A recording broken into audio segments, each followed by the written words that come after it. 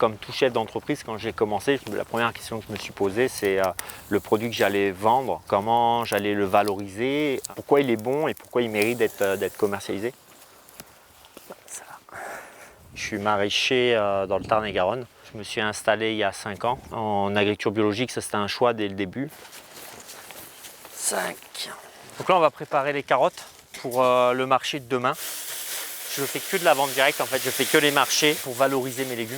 Si je les vends à un revendeur, je ne pourrais pas appliquer mes prix et ça serait au final en sortie un produit beaucoup trop cher pour les gens. Ce qui fait 11,88 s'il vous plaît. J'achète bio pour soutenir les agriculteurs, c'est très important, c'est politique, quoi. C'est bon pour notre santé et aussi pour l'ensemble de nos campagnes. Les poireaux, ils m'ont séduit, ils étaient beaux, j'ai pas regardé le prix. Je te remercie, bon week-end, merci. C'est ce qui me préserve un peu des problèmes économiques, c'est que je travaille avec des clients qui me connaissent depuis déjà quelques années maintenant et en fait, quand il y a des crises un peu dures, ça se ressent un peu moins, contrairement à mes collègues qui peuvent des fois travailler avec les magasins ou des intermédiaires. Les crises sont toujours plus fortes, quoi. Nous sommes ici dans une station de conditionnement de pommes. Donc ici on fait des pommes conventionnelles non bio et des pommes bio. Les cours de la pomme bio ont chuté de 15 centimes par rapport à l'an dernier. Donc à l'heure actuelle, on produit des pommes bio que l'on vend en pommes non bio car il n'y a pas de marché bio pour ces fruits.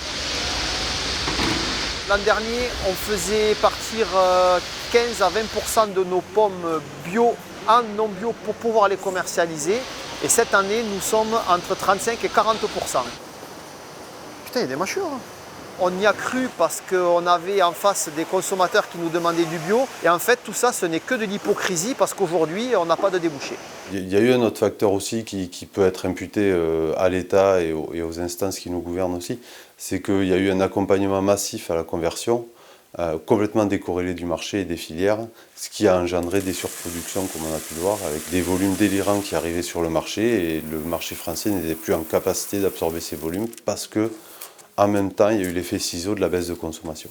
Je suis donc céréalier bio, 100% bio depuis déjà 2001, donc ça remonte à plus de 25 ans maintenant. Alors aujourd'hui, oui, nous ne maîtrisons aucun prix sur le bio. On a vécu une grosse quinzaine d'années justement sur des prix de niche, sur une filière jeune, donc avec des offres et la demande qui étaient assez cohérents. Aujourd'hui, donc, avec cette dernière crise de surproduction et de faible consommation, nous sommes justement un produit qui ne trouve pas acquéreur. A contrario des maraîchers, on ne peut pas se permettre justement de vendre direct. On n'aura jamais la maîtrise du prix.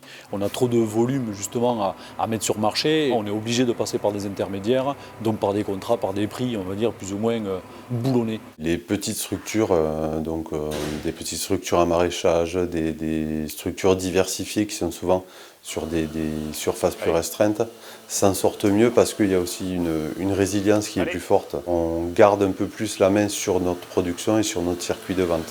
Allez! En fait, sur uniquement du volume et du lait non transformé, je pense que la ferme aurait beaucoup de mal à tourner et c'est la transformation qui nous permet de ramener de la marge sur la ferme et qui nous permet de tourner et d'être économiquement performant jusqu'à être 7 équivalents temps plein à travailler sur la ferme. Le bio, au départ, c'est ce qui nous a permis à nous lancer dans les yaourts. Donc c'est surtout ça qui nous a sortis de la misère. Si on ne se mettait pas en transformation, et pour être en transformation, il fallait être en bio. Si on ne faisait pas ça, on n'avait plus de vaches aujourd'hui. Vous arrivez maintenant dans la salle de transformation.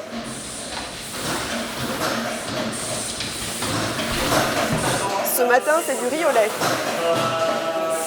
Le prix du lait bio a chuté il y a 2 ans. Le prix du conventionnel était monté. Là, il redescend, donc c'est de nouveau plus rémunérateur.